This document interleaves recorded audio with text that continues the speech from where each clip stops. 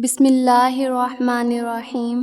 اپنی ضرورت کے وقت اور اپنی فتوحات کے دوران اللہ کا شکر ادا کرنا سیکھیں، وہ آپ کے بوجھ کو برکتوں میں بدل دے گا۔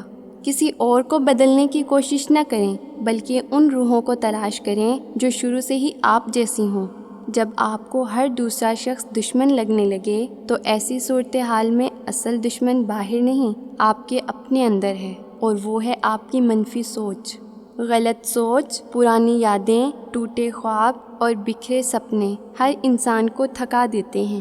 فطرت آسان تھی، مگر انسان نے بناوٹ اور منافقت کے ساتھ رہنے کو پسند کیا، اس لیے آج انسان جی کر نہیں، تھک کر مرتا ہے۔ نفرت اتنی طاقتور ہوتی ہے کہ انسان کے اندر اتنے چھید کرتی ہے کہ ایک مضبوط سے مضبوط انسان کو بھی ایک دفعہ اپنے قدموں سے اکھاڑ ضرور دیتی ہے۔ جو بات آپ سے تعلق نہیں رکھتی، اس کے بارے میں اپنی زبان اور کان کو بالکل استعمال میں نہ لائیں۔ آزمائش کتنی ہی طویل کیوں نہ ہو، صبر کے صلے ہمیشہ خوبصورت ہی ہوتے ہیں۔ مرشد آپ کو اس راہ پر لا کھڑا کرتا ہے جو اللہ کی راہ ہے، جو رب سے قریب کر دیتی ہے اور جو ہمیں ایک مسلمان سے مومن میں تبدیل کر دیتی ہے۔ پھول اپنے ساتھ والے پھول کا مقابلہ کرنے کے بارے میں نہیں سوچتے، وہ صرف کھلتے ہیں۔ لوگوں کے حقوق دنیا میں ہی دے دو، ورنہ آخرت میں نیکیاں دینی پڑیں گی۔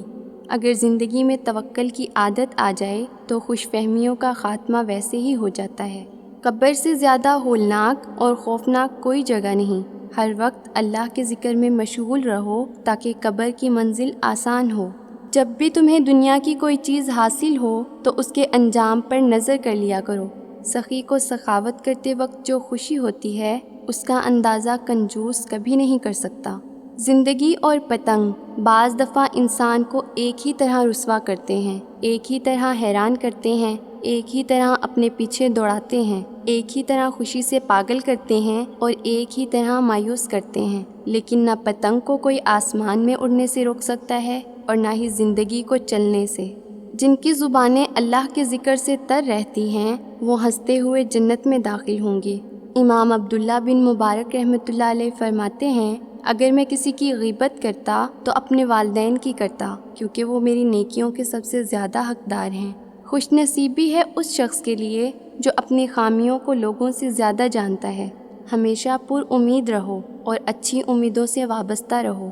جو اللہ چاہتا ہے وہ ہو کر ہی رہے گا۔ بے شک تم لوگ کثرت سے گناہ کرتے ہو تو کثرت سے استغفار بھی کرو، کیونکہ قیامت کے دن بندہ جب نامہ اعمال میں ہر 2 سطر کے بعد استغفار لکھا ہوا دیکھے گا تو اسے خوشی ہوگی۔ انسان کی اصلاح اس وقت تک نہیں ہوتی جب تک وہ اس چیز کو نہ چھوڑے جس سے اس کا کوئی تعلق نہیں ہے، اور اپنے آپ کو اس چیز میں مشغول نہ کر لے جس سے اس کا تعلق ہے، کیونکہ اگر ایسا ہے تو اللہ جلد ہی اس کا دل پھیرنے والا ہے۔ نماز رزق کو کھینچ لاتی ہے، صحت کی حفاظت کرنے والی ہے، تکلیفوں کو دور کرنے والی ہے، بیماریاں دور کرتی ہے اور دل کو طاقت دیتی ہے، چہرہ روشن کرتی ہے، طبیعت کو خوشگوار بناتی ہے۔ بلا شبہ برائی سے دل میں اندھیرا، چہرے پر سیاہی، جسم میں کمزوری، رزق میں کمی اور لوگوں کے دلوں میں نفرت پیدا ہوتی ہے۔ اللہ کے بندے پر انعامات میں سے ایک بڑی نعمت سکون اور اطمینان کا نازل ہونا ہے، اور اس کا ایک بڑا سبب ہر طرح کے حالات میں اللہ کی رضا پر راضی رہنا ہے۔ جو اللہ کے لیے مخلص ہو وہ تنقید سے گھبراتا نہیں ہے، نہ اسے اپنی بات کے غلط ثابت ہونے پر تکلیف ہوتی ہے، بلکہ وہ حق کے سامنے سر جھکا دیتا ہے اور نصیحت قبول کر لیتا ہے۔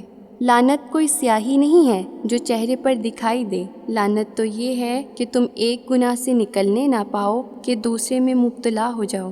بندے کے اندر اگر روشنی ہو تو باہر کے اندھیرے میں بھی دیکھ سکتا ہے، بس عکس کا زاویہ درست کرنے اور توجہ قائم کرنے کی دیر ہوتی ہے۔